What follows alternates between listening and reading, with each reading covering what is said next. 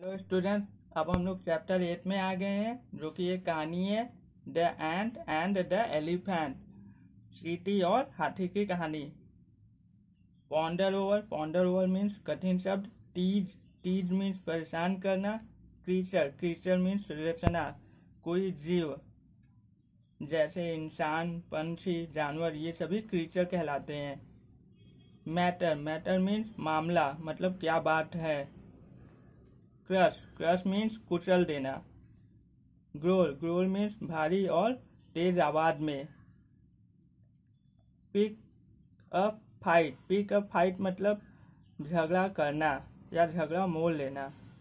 Quietly means शांति से या चुपचाप। जम्बो वाज ए ह्यूज एलिफेंट। जम्बो एक बहुत बड़ा हाथी था। ही लिव्ड इन अ जंगल। वह एक जंगल में रहता था। He always teased the other creatures and enjoyed it a lot. जम्बो हमेशा दूसरे जानवरों को परेशान करता था और खूब मजा करता था। उनको परेशान करके खूब हंसता था, खूब मजा करता था। In the same jungle there lived a family of ants. उसी जंगल में चींटियों का एक परिवार रहता था। The ants worked hard and kept to themselves. चींटियां बहुत ज्यादा मेहनत करती थी और अपने काम में व्यस्त रहती थी। They gathered food in the day time and rested in night. वे सुबह के समय खाना इकट्ठा करती थी और रात में आराम करती थी।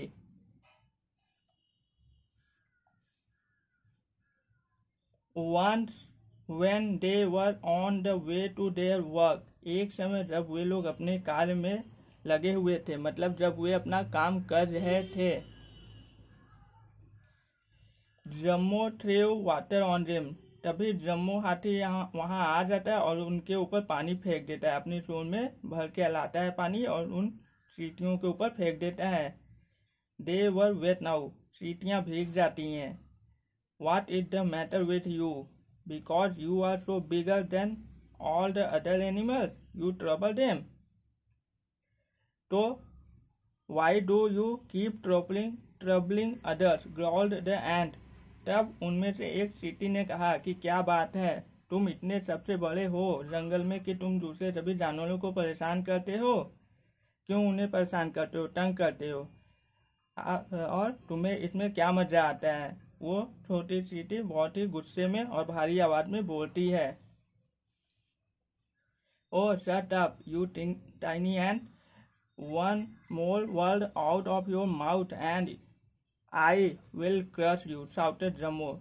जब चींटी ने जम्मो को कहा भारी आवाज में और तेज आवाज में कि तुम सबसे बड़े हो, जंगल में बहुत बड़े हो, इसलिए दूसरे जानवरों को परेशान करते हो। क्यों परेशान करते हो, ऐसा क्यों करते हो। तो तब हाथी को इस बात पर गुस्सा आ जाता है। वो कहता है, छोटी चींटी तुम शांत रहो, अगर तुम्हारे मुंह से एक और शब्द निकला तो मैं तुम्हें यहीं कुचल दूंगा अपने पैरों से। जम्मो से लाता है।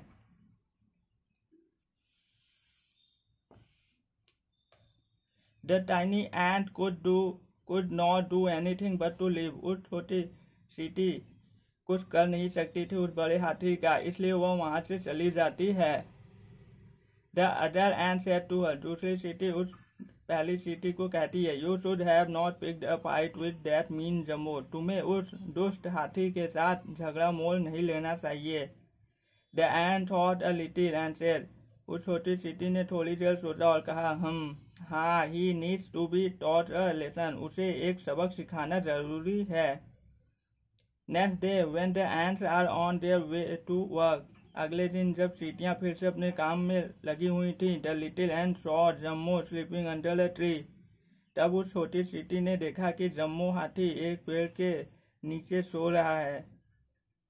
She had decided to teach him a lesson at this right time. तब उस चींटी ने कहा कि यही सही मौका है इसे एक सबक सिखाने का। She quietly climbed up Jumbo's trunk and entered it. वह चींटी जल्दी से जम्मू के ऊपर चढ़ जाती है और उसके सूंड में घुस जाती है। ये जम्मू है, ये चींटी उसके सूंड में घुस रही है, यहाँ पर उसको घुस के काटने लगी है। inside it she started beating, और उसके सूंड के अंदर जाकर उस छोटी चींटी ने जम्मू को काटना शुरू कर दिया। What it come out. Jammu को दर्द होने लगता है, वह कराने लगता है, कहता है यह क्या है, बाहर आओ। Cried jumbo, it hurts me. Jammu चिल्लाता है, कहता है यह मुझे बहुत दुख दे रहा है, परेशान कर रहा है। Such a big elephant could not do anything to face a tiny ant. और इस समय वो बड़ा हाथी एक छोटे से चींटी का मुकाबला नहीं कर सकता था। Well, I hope now you may have understood how others feel when you hurt them, said the ant.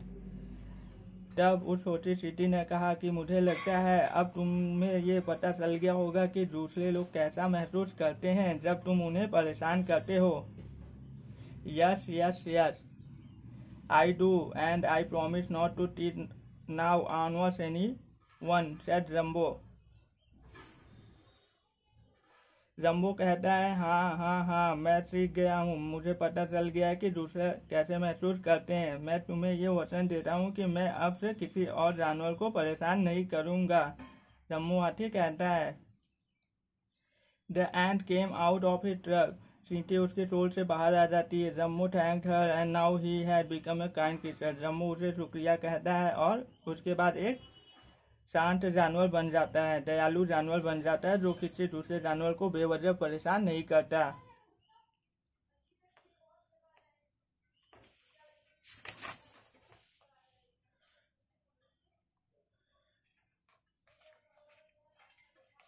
वर्ल्डपीडिया में दिए हुए शब्द के मीनिंग के साथ आप खुद याद करेंगे इन शब्दों को।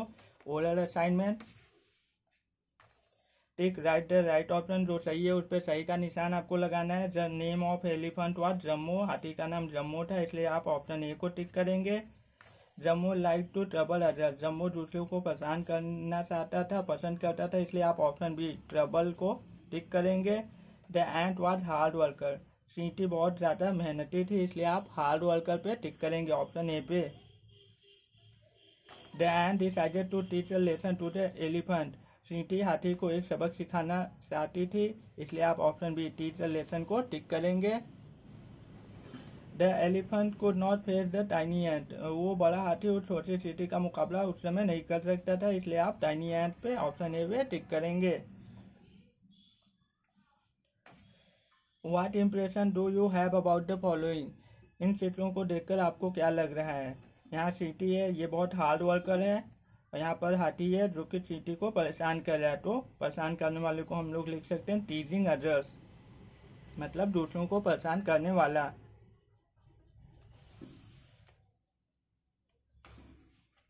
Writing assignment, answer the following questions, आपको आंसर को लिखने हैं इन क्वेश्चंस के। Who was Jumbo, how did he behave in jungle, Jumbo कौन था, वह जंगल में किस तरह व्यवहार करता था। आप आंसर लिखेंगे Jammu was a huge elephant, he always teach the other creatures and enjoyed it a lot, Jammu एक बहुत बड़ा हाथी था, वह हमेशा दूसरे जानवरों को परेशान करता था और परेशान करके बहुत ज़्यादा आनंद लेता था। What did jumbo do with the ends, Jammu ने चींटियों के साथ क्या किया। Jammu through water on the ends while they were working, Jammu ने चींटियों के ऊपर पानी फेंक दिया था जब वे काम कर रही थी। What did the tiny ant decide? The tiny ant decided to teach a lesson to the bad elephant. छोटी चींटी ने यह निश्चय किया कि उस दुष्ट हाथी को सबक सिखाना पड़ेगा। What did the ant do to teach a lesson to Jumbo? The ant quietly climbed up Jumbo's trunk and entered it.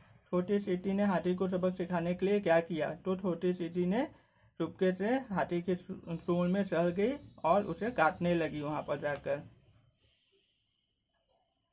Where did the ant bite Jumbo? छोटी चींटी ने हाथी को कहाँ काटा। The ant bit inside the Jumbo's trunk. छोटी चींटी ने हाथी के सूंड के अंदर काटा। Did Jumbo turn into a kind creature? Yes, Jumbo turned into a kind creature. क्या जम्बो एक अच्छा जानवर बन गया था, दयालु जानवर बन गया था। हाँ, जम्बो एक दयालु जानवर बन गया था। Read the dialogues given below. Say J for Jumbo's dialogue and A for Ant's dialogue. नीचे डायलॉग दिए गए हैं, कथन दिए गए हैं, जिन्हें पढ़िए और बताइए। अगर जम्बो ने कहा है तो जे लिखिए, अगर चींटी ने कहा है तो ए लिखिए। He needs to be taught a lesson, ये सीटी ने कहा था इसलिए आप ए लिखेंगे। One more word out of your mouth and I will crush you, ये जम्मू ने कहा था, आप ये लिखेंगे। What is the matter with you, ये एंट ने कहा था इसलिए आप ए लिखेंगे। इट हर्ट्स मी, जम्मू ने कहा था। You should have not pick up fight with that mean Jammu, ये भी एंट ने कहा था। Language skill, read the following and complete with the words that describe our nature, पढ़िए और सेंटेंस को कंप्लीट करिए। When we trouble or hurt innocent person we are, जब हम दूसरे को परेशान करते हैं या उन्हें दुख देते हैं तब हम होते हैं बैड पर्सन, बुरे व्यक्ति या बुरे person, bad person. When we talk everyone with love and empathy we are, जब हम हमेशा सभी से प्यार से और अच्छे से उनके साथ सहानुभूति रख के उनके साथ बात करते हैं तो हम होते हैं दयालु। We are kind, kind means दयालु। When we feel ourselves great but do not pay attention to others we are egoful, जब अपने आप को हम बहुत महान समझते हैं लेकिन दूसरों को कोई भी अहमियत नहीं देते तब हम होते हैं अहंकार में, ईगोफुल।